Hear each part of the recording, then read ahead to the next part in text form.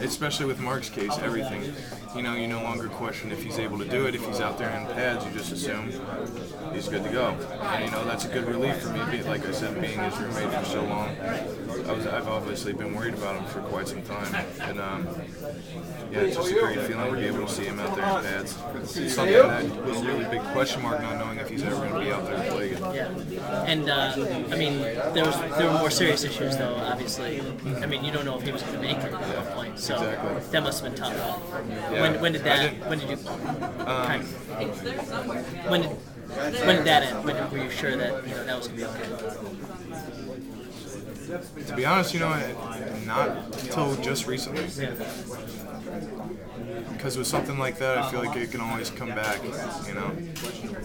They could say that Mark was all right and he could still be hurt. There's so many questions with an injury like that. I don't know how many players have ever gone through that and still been able to play.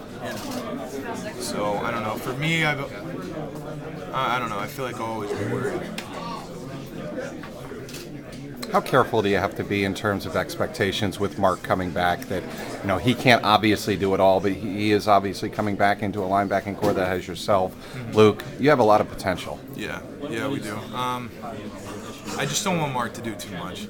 I don't want him to feel like he has to be like he was his junior year when he was Defensive Player of the Year. I don't want him to feel like he has to do it all.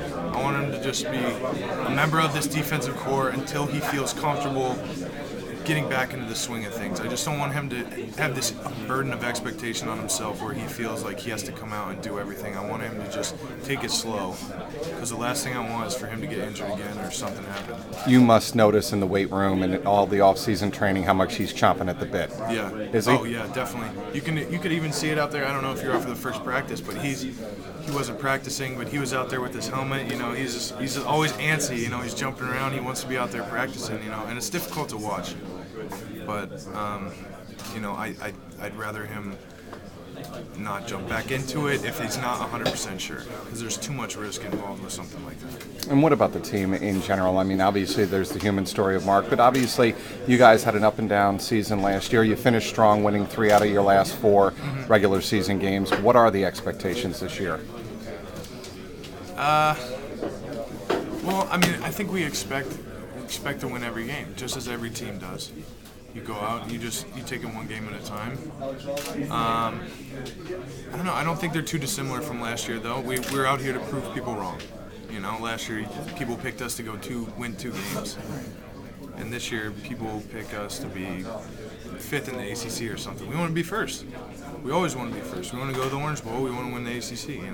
That's our expectation, is to go as far as we possibly can. How much more comfortable this year dealing with Coach Spaz as a head coach as opposed to a D coordinator? Well, for me it wasn't too difficult just because he was my D coordinator before that for a few years. But I think the offensive guys are really coming in.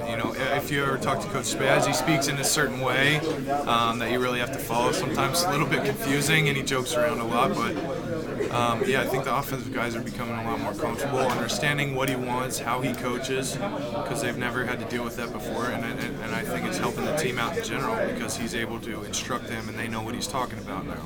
So I think it's working out pretty well.